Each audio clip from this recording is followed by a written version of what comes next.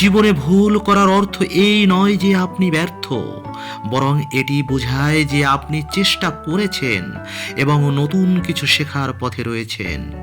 প্রত্যেকটি ভুল এক একটি সুযোগ, যা আপনাকে নিজে বুঝতে এবং উন্নত করার সুযোগ দেয়। নিজেকে পরিবর্তন করা সহজ কাজ নয়, তবে এটি অত্যন্ত জরুরি। নিজের ভুলগুলোর দায় স্বীকার করে যদি আমরা এগিয়ে যাওয়ার পথ খুঁজে পাই, তবেই তো প্রকৃত অর্জন সম্ভব। ঠকানো যেন আমাদের জীবনের সহজাত প্রবৃত্তি। আমরা হয়তো প্রিয়জন বা কাছের মানুষের কাছ থেকেই সবচেয়ে বেশি আঘাত পাই, তবে এটাই শেখায় কাকে প্রিয়জন আর কাকে প্রয়োজন হিসেবে বিবেচনা করতে হবে। যারা ঠকায় তারা আমাদের জীবনে থাকা উচিত নয়, বরং সেসব অভিজ্ঞতা আমাদের আরও শক্তিশালী করে তোলে। ঠকানোর এই অভিজ্ঞতা থেকেই আমরা বিজয়ের পথে হাঁটতে শিখি, কারণ ব্যর্থতার গভীরে লুকিয়ে থাকে ভবিষ্যতের জন্য এক অমূল্য শিক্ষা। তবে কথা কি জানেন, প্রয়োজন আর প্রিয়জনের মধ্যে পার্থক্য বোঝা অত্যন্ত গুরুত্বপূর্ণ। অনেক সময় আমরা এমন মানুষকে ধরে রাখি যারা শুধু আমাদের প্রয়োজন মেটানোর জন্য কাছাকাছি থাকে, অথচ প্রিয়জনেরা আমাদের সুখ দুঃখে পাশে থাকে। আমাদের ভালো থাকা চায়, তাই সুতরাং এমন সম্পর্ক তৈরি করা উচিত যা প্রয়োজন নয়। দেখুন, আজকাল মানুষ সুখে থাকার চেয়ে সুখী থাকার ভান দেখানোর প্রতি বেশি মনোযোগী। সামাজিক মাধ্যমে আমি সুখে আছি দেখানো যেন একটি প্রতিযোগিতা হয়ে দাঁড়িয়েছে, কিন্তু আসল সুখ কখনো বাহ্যিক প্রদর্শনীতে পাওয়া যায় না। সুখ আসে ভেতরের শান্তি থেকে, প্রকৃত ভালোবাসা থেকে এবং আত্মতৃপ্তি থেকে। সুখে থাকা জরুরি, কিন্তু সেটা দেখানো জরুরি নয়, বরং নিজের জন্য। বিশ্বাস করুন, জীবন একটি চলমান পথ, যেখানে ভুল, ব্যথা এবং ঠকানো অতি সাধারণ বিষয়। কিন্তু এই অভিজ্ঞতাগুলো থেকেই আমরা নিজের জীবনকে অর্থপূর্ণ করতে পারি। সুখে থাকা একটি ব্যক্তিগত অনুভূতি, যা দেখানোর নয়, বরং অনুভব করার। প্রতিটি ভুল থেকে শিক্ষা নিন, নিজের প্রতি বিশ্বাস রাখুন এবং জীবনের প্রতিটি মুহূর্তকে নতুন সম্ভাবনা হিসেবে গ্রহণ করুন। কখনো ভেবেছেন কি, প্রিয় হতে না পারার দুঃখ একটি আত্মজিজ্ঞাসা? জীবনে এমন মুহূর্ত আসে যখন আমরা আমাদের সর্বোচ্চ চেষ্টা করেও প্রিয়জনদের কাছে প্রিয় হতে পারি না।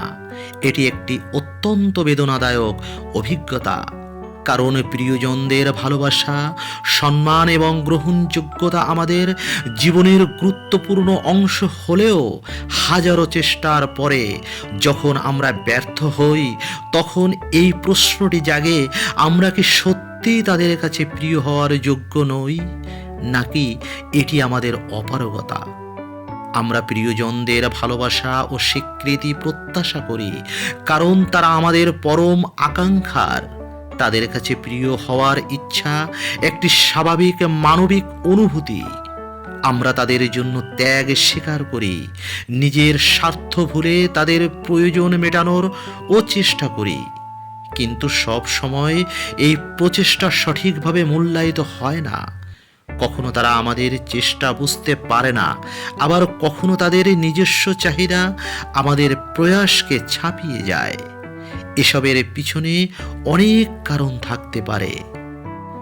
আপনার প্রিয়জনদের প্রত্যাশা হয়তো এমন কিছু যা আপনি পূরণ করতে পারেন না। কখনো কখনো সম্পর্কের ক্ষেত্রে এক পক্ষের প্রচেষ্টার পরিমাণ বেশি হলেও অপর পক্ষ সেভাবে প্রতিক্রিয়া জানাতে ব্যর্থ হয়। আপনার প্রিয়জনদের জীবনে হয়তো অন্য কিছু বা কেউ বেশি গুরুত্বপূর্ণ, যার কারণে আপনার প্রচেষ্টাকে সেভাবে মূল্যায়ন করা হয় না। কিছু মানুষ সহজেই অন্যের ভালোবাসা বা চেষ্টা অনুভব করতে অক্ষম। এ অবস্থায় করণীয় কি হতে পারে? হতে পারে এমন, আপনি নিজেকে প্রিয়জনদের কাছ থেকে পাওয়া ভালোবাসার উপর নির্ভরশীল করে তুলবেন না। আপনি আপনার নিজের ভালোবাসা ও শ্রদ্ধার যোগ্য। চেষ্টা করা বন্ধ করবেন না, কিন্তু নিজের সীমা অতিক্রম করে নিজেকে কষ্টও দিবেন না। এমন মানুষদের সঙ্গে সময় কাটান যারা আপনার চেষ্টা ও ভালোবাসার মূল্য বুঝবে। নিজেকে প্রশ্ন করুন, আপনি কি সত্যি এমন মানুষের জন্য এত চেষ্টা করছেন যারা আপনার মূল্য দেয় না? দেখুন, প্রতিটি মানুষ আমাদের কাছে সমান গুরুত্বপূর্ণ নয়। কিছু মানুষ আমাদের প্রচেষ্টা বুঝতে না পারলে বা স্বীকার করতে না পারলে সেটি আমাদের সীমাবদ্ধতা। আপনি যদি নিজের সাধ্যমতো চেষ্টা করে থাকেন তবে তা আপনার ভালো মানসিকতারই প্রমাণ। তবে এই প্রচেষ্টার জন্য যে সবসময় মূল্যায়িত করা হবে, বিষয়টা এমনও নয়।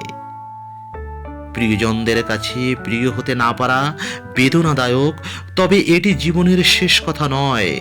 নিজের প্রচেষ্টার পরেও যদি আমরা তাদের হৃদয়ে স্থান না পাই, তবে সেটি আমাদের অপারগতা। ভালো লাগলে সাবস্ক্রাইব করুন। ধন্যবাদ।